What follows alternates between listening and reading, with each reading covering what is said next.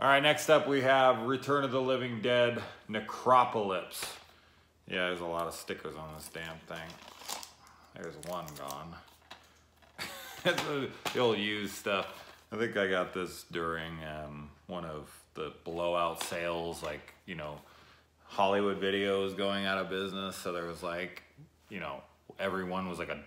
So I went out and bought so many during that sale. Holy shit. I bought all these 8 films to die for. Basically, I went like around to like 30 locations, making sure I could find all 4 years of them. Just kept calling locations and being like, do you have these? Do you have these? And they're like, all right, we have this one and this one. And then like trying to get there before they were bought because people were just buying up anything, even if they didn't know what the hell it was. Anyway, getting off track as usual. So this movie starts out, I guess first off, I want to say that most people just despise this film, think it's horrible and this and that. And while I am not going to sit here and tell you it's a good film, it isn't. There's some fun to be had. It's not a total piece of shit where it's completely unwatchable.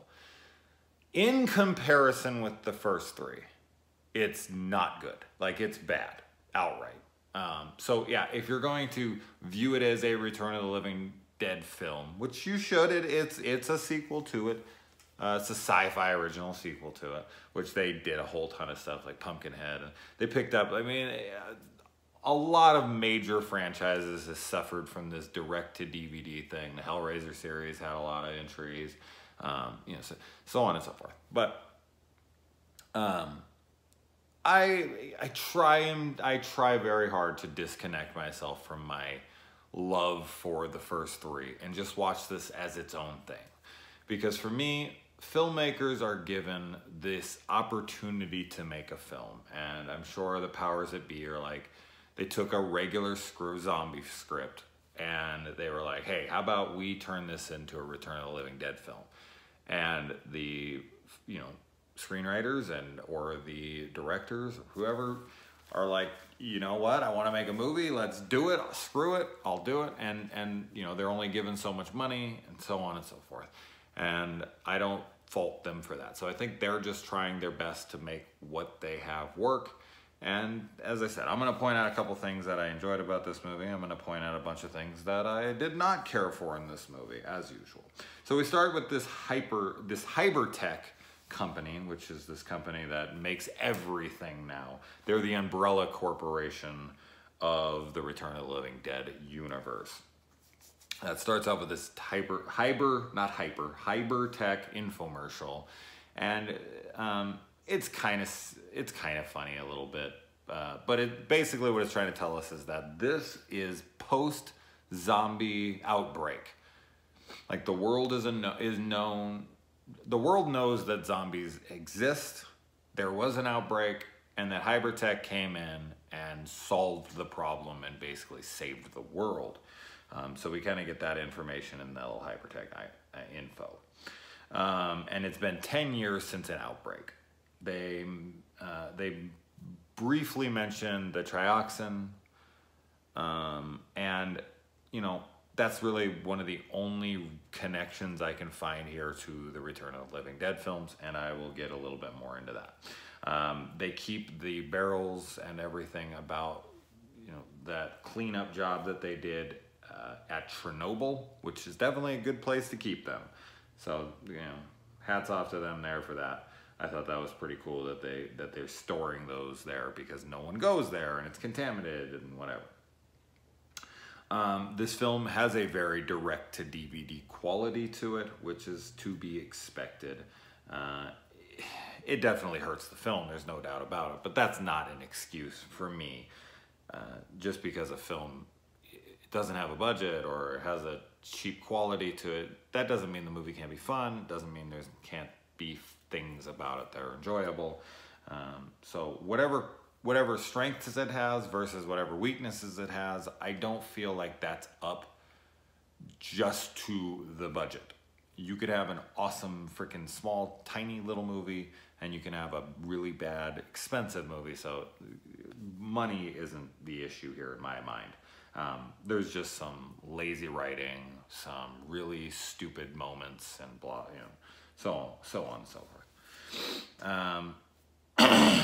we have got a bunch of stereotypical archetypes here that every one of these films does. You know, I'm not going to go through them. If you're horror fans, you know them already, so you'll be like, oh, I know what you mean. And this guy has just broken up with his girlfriend, and he tells his buddy, like, hey, look, I know you probably have a thing for my girlfriend. She's hot. You probably after her, but don't do anything, okay? And even though that friend feels like a douchebag, he kind of is, he tells the kid, like, look, man, I have done this for you. I've done that for you. We've been friends for fucking ever. I'm asking you to do this one thing. Stay away from my ex. And I totally understand that. Like, you don't go after your boy, like your friend, your boy's girl. Like, even if they've broken up, that's just somebody who's off limits. So I completely understand that. And the fact that his friend wants to go after her. Now, if they're not buddies anymore and he fucking outright hates the guy and this and that, that's a different story. But if he's going to remain to be friends with him and then like go behind his back after his girl, not cool in the slightest, especially when the guy specifically requested for you to not do that. And I'm sure all of you can guess, like, oh, he must be talking from experience. Yes, that happened to me. So it hurts, okay, man? Leave my girl alone. Yeah, it's just fucked up. So let's try not to let my feelings get into this because I want to start crying during my return. I think I'm over it enough to not cry. Or am I? We have got here's a fucking archetype that I just can't seem to ever not laugh at when I see. We got the dorky girl, the girl with glasses and her hair's pulled up and everything. It's like, that girl is, and for me, I mean, there's definitely very pretty girls in this film, but the dorky girl in this movie, the dorky friend that he won't even acknowledge, she's the cutest chick in the movie to me. I was just like, that girl is adorable. And they always do that in every movie. There was like, that's the dorky friend. And it's just like, I guess movies just don't cast unattractive people in like lead roles. So they just take attractive people and pretend that they're unattractive by throwing glasses on them. But like dorky glasses, like what's considered dorky?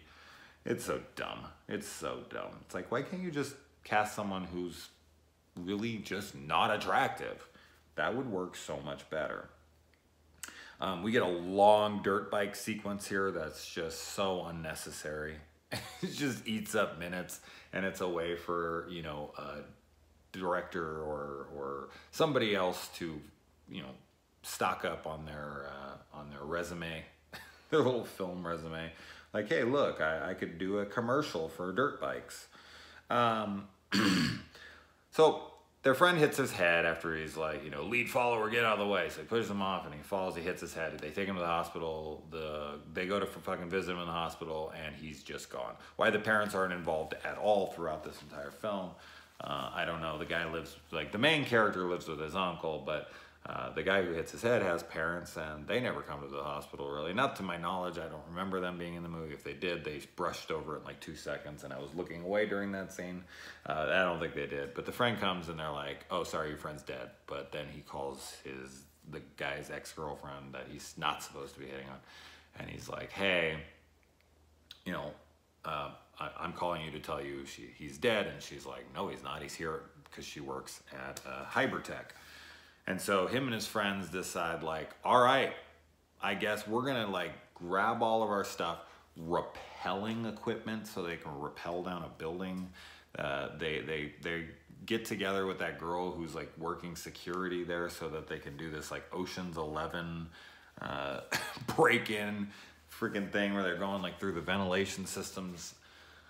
Oh, instead of like alerting the police or going to that guy's family and being like, hey, your son's alive and he's in this building, maybe we should, you know, go alert the authorities or go and talk to whoever we need to. No, we're just going to break in there. We're going to get our friend and break him out to this like, you know, this mega corporation that produces everything out there in the world and has, you know, more money than God. And it's just so stupid.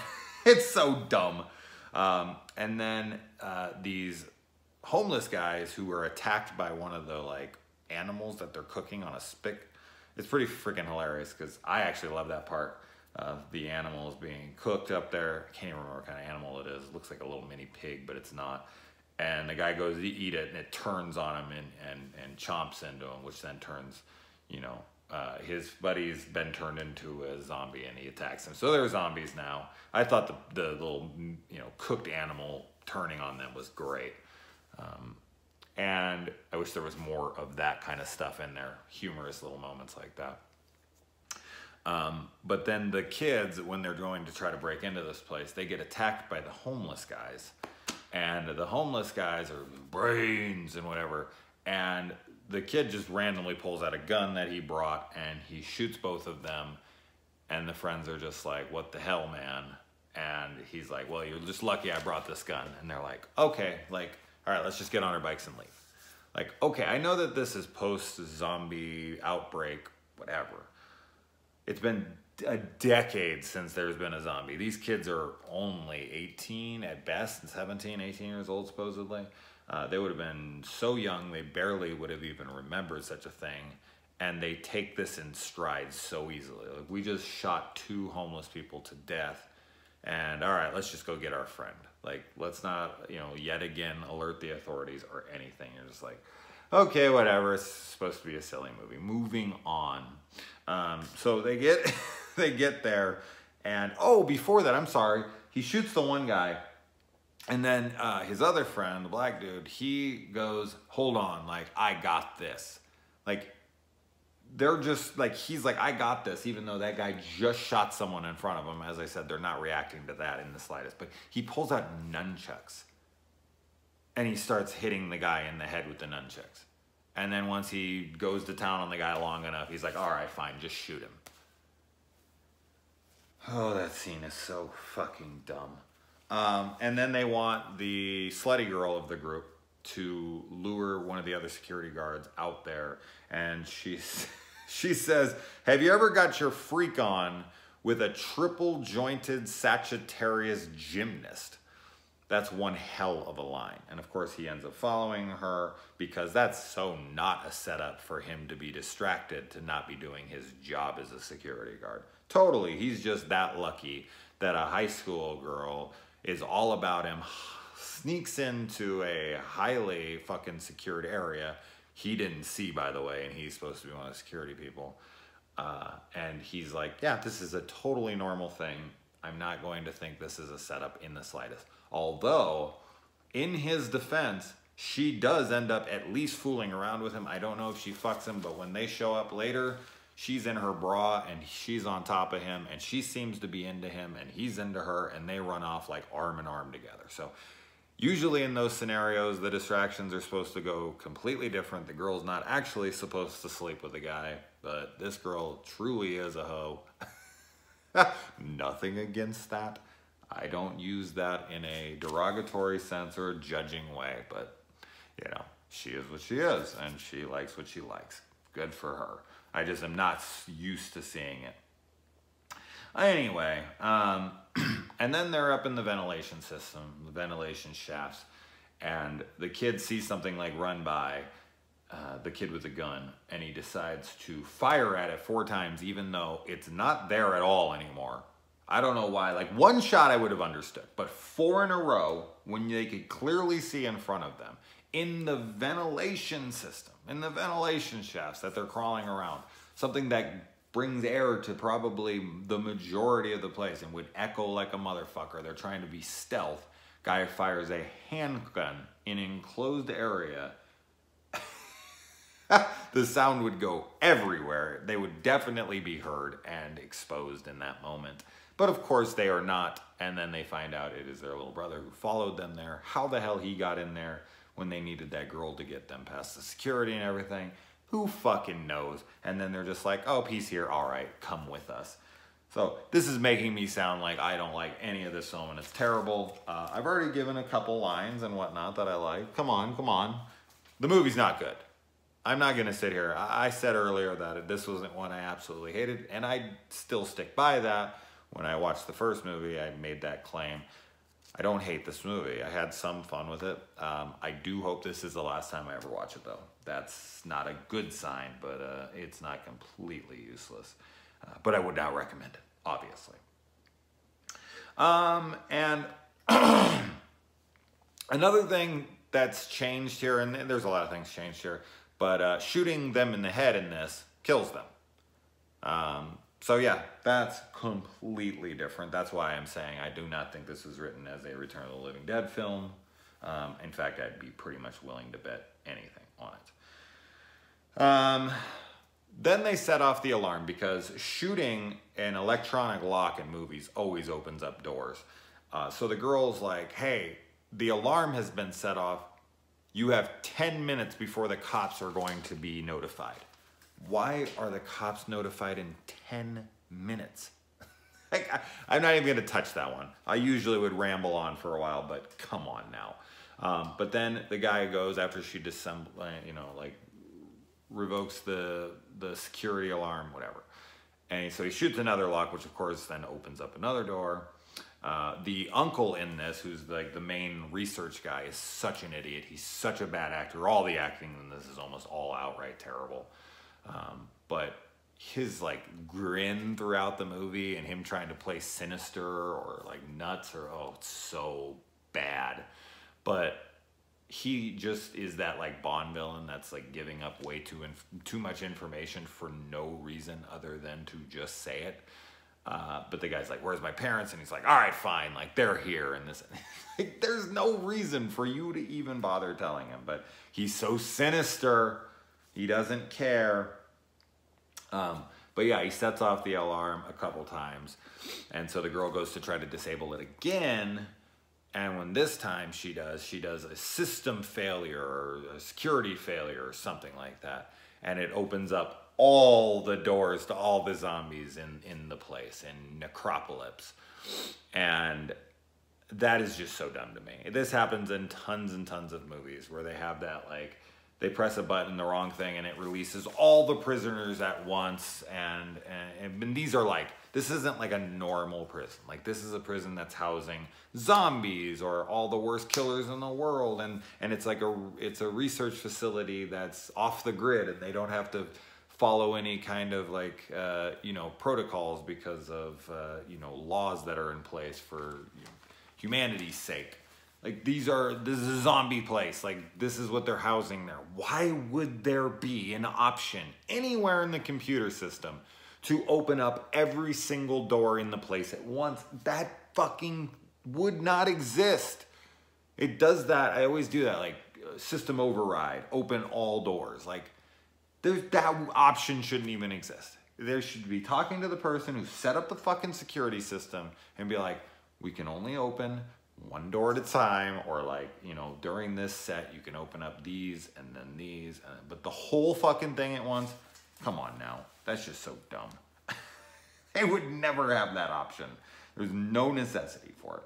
I love when the guy is being asked, the uncle, the sinister uncle, like why they're doing it. He's like, world domination, of course. I thought he was gonna fucking go into like a Pinky and Brain little joke there or something. It was, oh my God, he's terrible.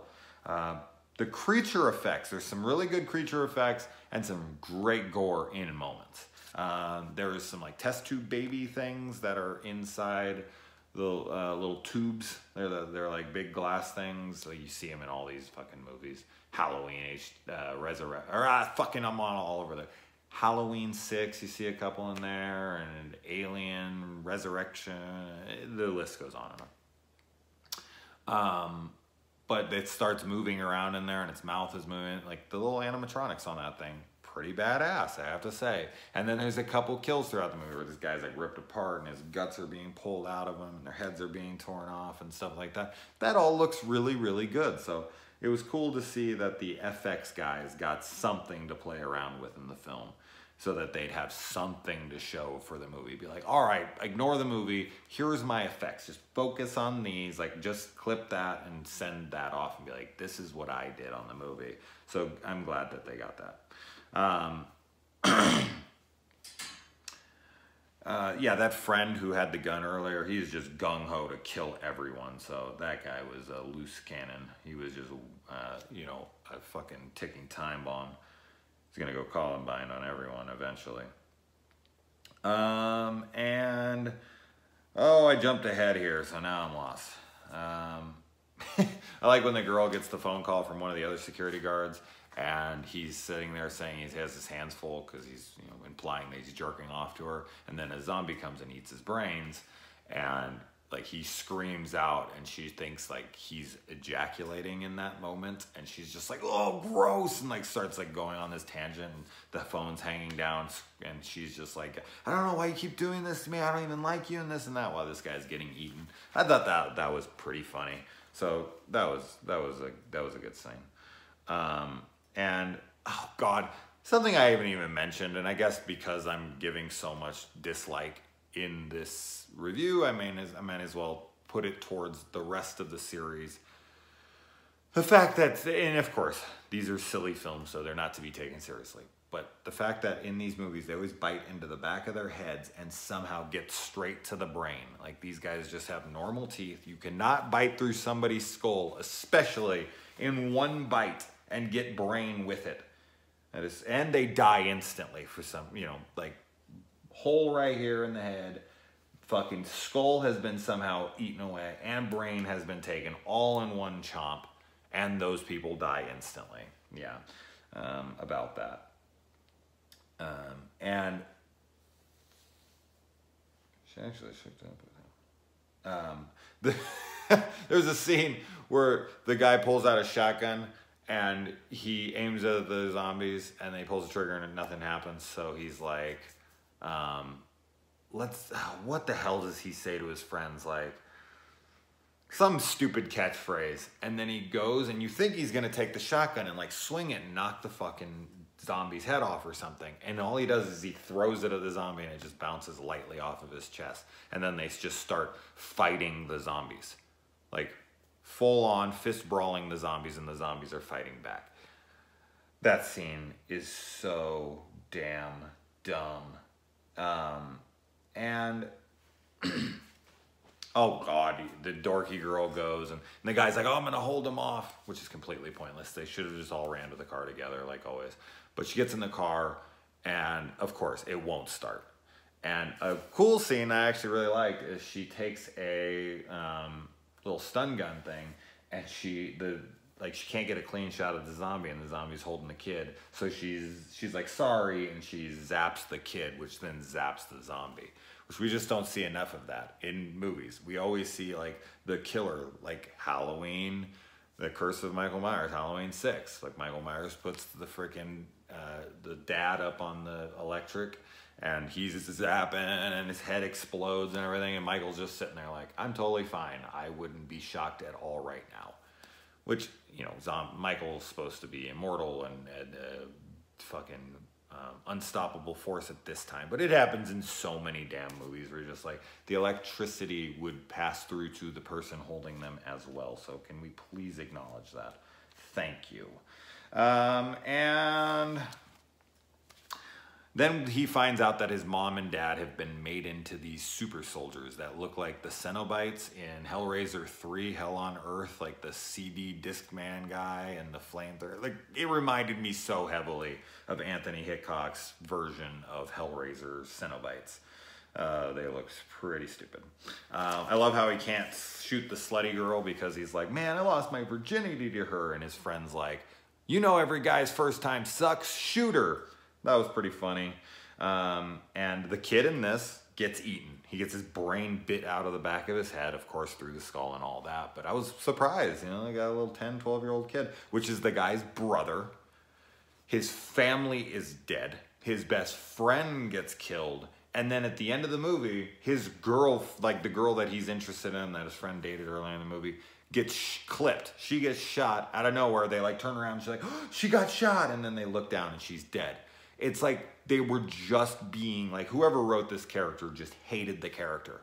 It was like, fuck you, I'm gonna kill everyone you know and everyone you love. Like, the last person to get killed just seemed to be there purely to be mean to the character. It's like, you just saw your mother and your father brought back from the dead to be these super soldiers who were easily beaten by this dorky girl, like super easily beaten. Those are your super soldiers? Jesus, you need to find a new project.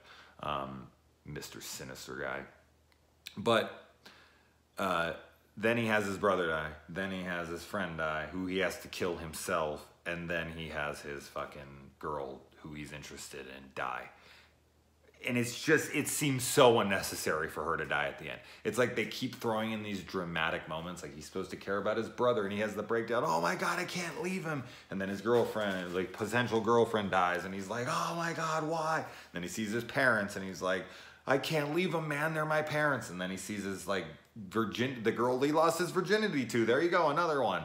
And he's like, oh my God, I can't kill her. She's got me. Like, they're adding so much drama to this guy. He has the worst day ever. And of course, the guy can't act, so it doesn't really matter. Maybe if they could act, I don't know. Maybe it would work better. I love how the super soldier zombies in this don't kill anybody but that girl. She just gets shot by them at the last second. But basically, they don't really do any damage. They just come in. The guy with the fucking... you know, miniguns for arms, and then the girl who has like a saw blade. I love how they give one like fucking 2 cannons for arms, and then the girl's like, they're like, well, we gave him guns on both arms, but she's gonna get a saw and a knife. It's like, really? Why wouldn't you just give them both that? Or they're just so dumb. Anyway. But they don't do really any damage. But the regular zombies, who are just turned into normal people, kill almost everyone in this film. Then we get to see the army versus the zombies. And this is something I've been bitching about since day one of zombie films. They never show, unless they're fast zombies, like World War Z or something. But in the slow-moving zombies, they always show the aftermath, because there is no way in fucking hell a zombie attack could take out an army base, like a military base. I'm sorry, not fucking possible. It is so stupid. Somehow, like in Walking Dead, like Rick comes up on a tank with the zombies took out a tank. How the fuck did they do that? And there's like nothing around the tank. Dumb, okay? Zombies would not take out a fucking military outpost. Never happened. So we get to see the SWAT team come in here and just lay waste to these zombies. Like, they're just done for when they get there. Yes, that is how it would be. The zombie apocalypse would be stopped instantly. Please, enough with the fucking zombies taking over military outposts. It's so dumb. Or the National Guard or any of that stuff. Or Homeland Security or... No. Nope. Couldn't do it. Anyway, I'm done talking about this movie.